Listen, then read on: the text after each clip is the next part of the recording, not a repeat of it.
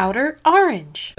Привет всем! It would not be a normal week without having a results video, so we are here today to go over results. Let's do it! Alright fam, we are starting with the BCL Season 3 2023 Venzo Top 8 breakdown. We got the 2 youth, 1 Jejeweled, 1 MyGo, 1 Training Tools, 1 Leonord, 1 Mushiking, and 1 Shoridoji, and then top 4 looks something like this. Youthberg still just taking it all, and first and fourth we had the Jejeweled and the Training Tools, which is just the token Rambu stuff. Pretty good understanding of just watching sort of what's been going on over with set 13. We're just getting more just insight on just how strong Youthberg is, and basically the Leonord and the Jejeweled are as well, along with the collab sets. But mainly I would definitely narrow in on the fact that Youthberg has been taking a lot of first places, so just something to kind of keep in the back of your head. The top 8 breakdown for Myanmar. This is for BCS. So we have one Gandiva, 1 Overlord, 1 Chronojet, 1 Mega Bula, 1 Bastion, with that's Snake deck, 1 Ami, which is actually I should have the deck profile out already for that, so that's a really fun deck to play. And then 1 Gram Gaze, which might shock some people, 1 Bubsaga. Bubsaga is actually pretty annoying, so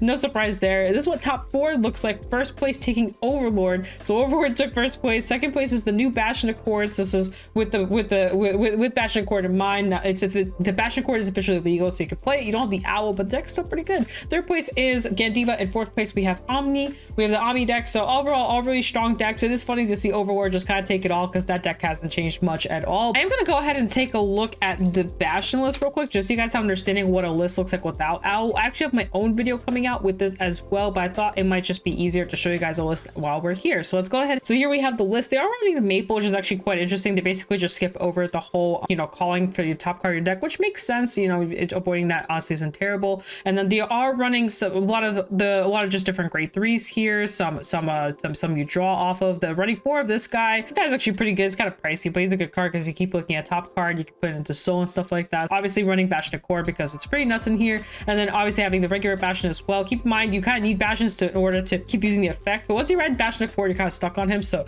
something kind of keep in the back of your head. Running the 2 of the orders and the 4 Badal just to get access to grade 3s. Actually, I forgot about this card when I was thinking about my own list. Now that I think about it, this card is actually really good. Very good option to run. Choosing to run some grade 1s because you can get away with it a little bit, since this deck doesn't need all grade 3s to function as much as it used to. Having the little bit of that extra, if you're Persona Road, having the little boost power, and then also restands itself. Also a pretty nutty card if you're avoiding the Bastion route, the grade 4 route, and just sticking on the grade 3. So overall, very interesting list. It's obviously we don't have Owls, so people are just finding other things to run right now. Next we have the premium breakdown. This is with the Night Rose promo, so just a friendly reminder, Night Rose promo is active here, so that's what this looks like. We have 3 Royal Paladin, 1 Genesis, 1 Grand Blue, 1 Great Nature, 1 Gold Paladin, 1 Bermuda Triangle. All very good contenders. Also have 3 different variations of Royal Paladin that broke through, which is very interesting. Out of all 3, I think I honestly will say that Julian is probably the most impactful here, but these 2 can pop off because they have a lot of Vanguard pressure, especially this one. Sanctuary has a lot of Vanguard pressure, this makes sense. And then Weeaboo came back a little touch, and then we had Night Rose. Night Rose honestly is the strongest out of this list here by far. I think after that might be Leopold and Gurgit, but let's see what the top 4 looks like. Makes sense. This is interesting seeing the Highlander breakthrough, but Highlander didn't just high roll out pretty well. So obviously, and first place was the Night Rose. I'm assuming this runs the promo. We can check it out real quick just to see if they're running the promo. They should be running the promo. If they're not, then oh my goodness. Promo in mind, with if you build towards the promo, the deck is kind of insane with the promo, but if you choose not to build towards the promo, then you can just play without it and be perfectly fine that way. Just have a more consistent variant. Basically, you can go consistent, or you can go with the promo in mind. So they did go the promo. They actually ran 2 Jessies, which is interesting, but they're not running any Cutlasses,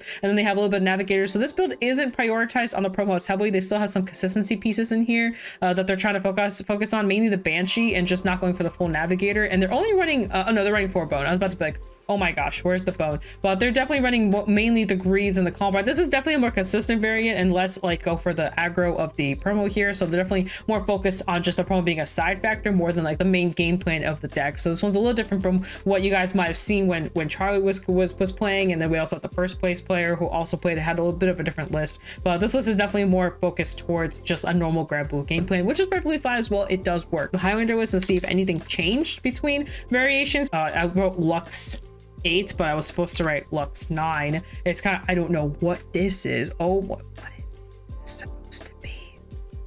What am I looking at, y'all? Anyway, so here is the Highlander list. They're running basically the main grade 4s. They're that are really strong. We got some good grade 3s in here. Nothing too out of the ordinary. Let's check out the 2s. 2s are pretty standard. This one's a little bit more unusual for some. You basically bounce something else for a counter blast, and then you get its power, so you can bounce like this and you'll get the AK. Nothing too out there, and then everything else makes sense. They're running this little girl right here. She's pretty interesting. She's one place you get boost, and then you can you give something boost, and then at the end of the turn you can counter blast retire herself to then return one of your other rear guards, which is pretty nice. You can return anything with that, by the way. So if Weasel-Lot pops off like in a bad way, you can return those cards. That's also pretty cool, but it is a counter blast. It can be kind of heavy. Everything else kind of makes sense. It's pretty standard. They are running yeah, everything else is like pretty normal stuff. Draw cards, Pro Sisters, Bride Fixer, Aqua. Nothing too out of the ordinary here. More fixer cards, draw cards, shield cards, Quasina. Nothing, like I said, pretty standard list. So yeah, that's good. Congratulations to everybody. Let's go over to premium. It was very much everywhere. We had a little bit of everything. Got 2 Oracle Think Tanks, different Oracle Think Tanks from like the Susanna Popo stuff that people have been playing. We got 1 Bermuda Triangle, which looks like on our Highlander list. Spike Brothers, which was pretty impactful. Grand Blue, Murakumo, Nova Grappler, and Kagero. And then this is what top 4 looked like. And Blouse took it all. I don't really know too much about Nova Grappler, so I'm not going to give any like big insight on this. But we got the Blouse, Highlander, Night Rose, and we have this funny Eugene list. Now, people, I know people are going to question this list. I actually did a little bit of a rundown with Fuzzy about this deck, since Fuzzy is a really good like Dragon Empire enthusiast / player. Like he kind of knows Dragon Empire like in and out, so he would be the person to talk about it, especially since he's big into like the Eugene funny stuff. But this is what the list looks like. Basically, we kind of like broke through it and just try to understand it a little bit more. If you really are curious, the main aspect here is Oswald as the impactor, as it restands your strides, and you could just restand your strides since you have Eugene in the card name. Like keep in mind, you lose like crits and like pressure because you use the drives, but you can still, you know, attack with it as long as you like set up the timing correctly with it. But yeah, basically they went for the Barcat route where they just went crazy with this thing. Just get all the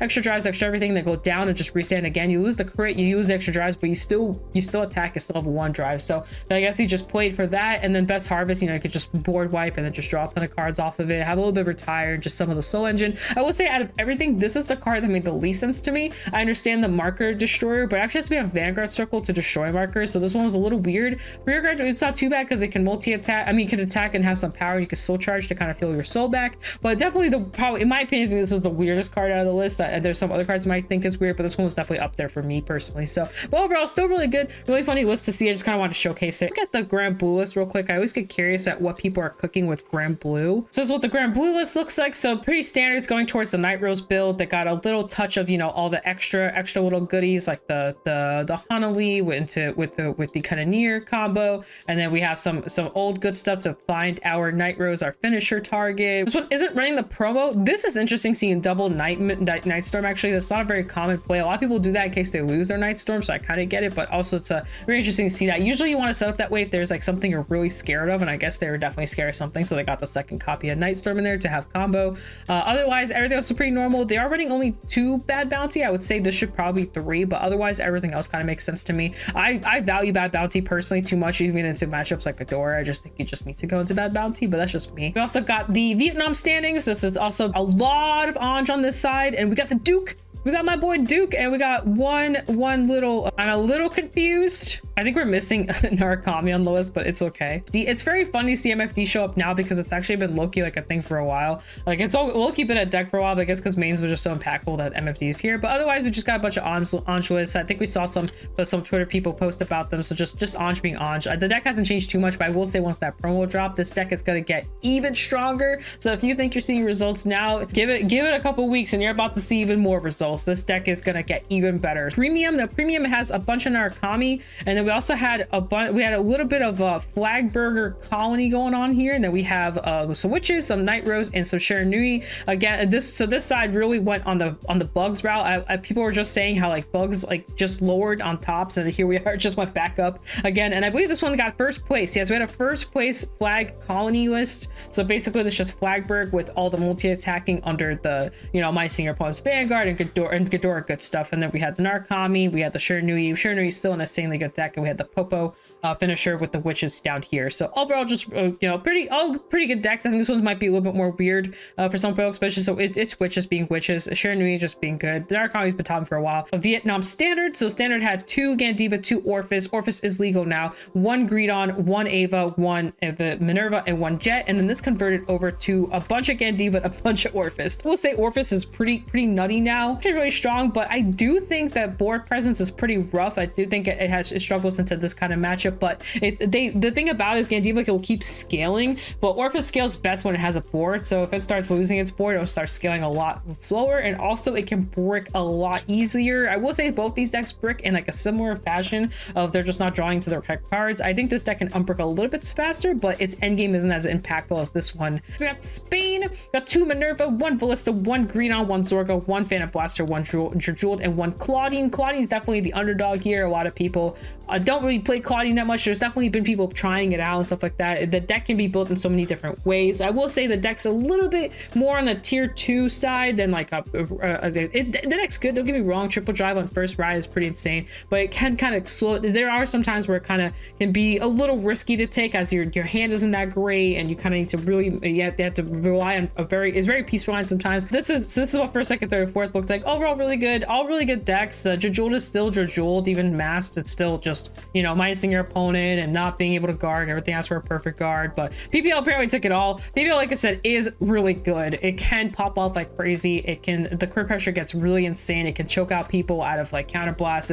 Overall, just a strong deck. It can also play into deck out pretty easily. It farms actually quite a bit of hand and also has drive check, similar to how Bash the Chord works. So yeah, the deck's good. And then here we have the V Premium. This is 3 Aquaforce. Wow, 1 Bermuda Triangle, 1 Royal Paladin, 1 Gold Paladin, 1 Narcomi, and 1 Grand Blue. So again, just all very good decks. I think everything here are all very topping, good consistent deck. Rondo results, which Romain made it in. I don't know everyone else as well, but I do know Romain. That's Gurgit-san. Congrats, he got second place with his Gurgit list. I did see it. It's an Ezel Superior Ride Gurgit list. Very awesome stuff. So congrats to him. The first place we had Davos, and then third and fourth we had Grand Blue and Anj. All very good contending decks, very strong decks. I will say all these decks into each other is pretty rough to deal with. Like I think they're all, especially now, like I said, with Grand Blue having its promo, this is some of these matches are pretty hard. I will say Gurgit should be Night Rose, even though Night Rose is really strong. Gurgit is still an Excel deck, so yeah.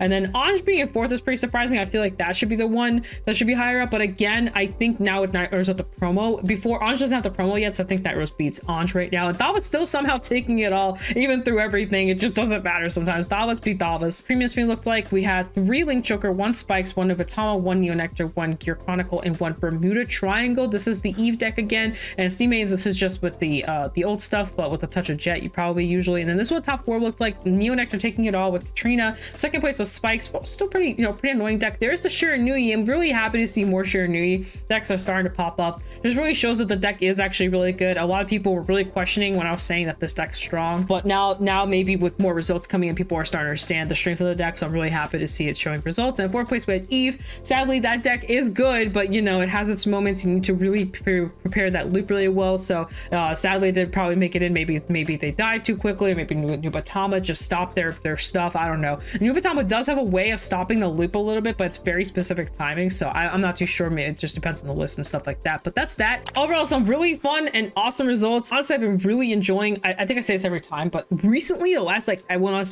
couple weeks, I've been really enjoying watching the results. They've all been like really good and really interesting, and definitely people are really figuring out like what the meta is and just taking what they feel comfortable with. Excited for Duluth, which is I'll be there, by the way. If you don't know, I will be at Duluth for BCS. So if you want to say hi to me or you talk to me or whatever, catch me at Duluth while I try and beat some people up with my beating up skills. I'm actually really excited to compete again. It's been a second. The last time I went was Rosemont, and I'm just really excited to be back into the battlefields again. Cards.shop, code orange for any of your goodies. If you need anything else for while you're competing or casually playing or doing anything else, or locals, I don't know. If you're in the bathroom, testing your deck, maybe you need one more card. Well, guess what? 50cards.shop, code orange, and you'll be able to get that card on your phone and then get it shipped over to you. So yeah, do all that good stuff. Anyway, other than that, guys, I'm gonna peace out now. So peace out. Das vidanya. I'll see you guys in a future video. Bye.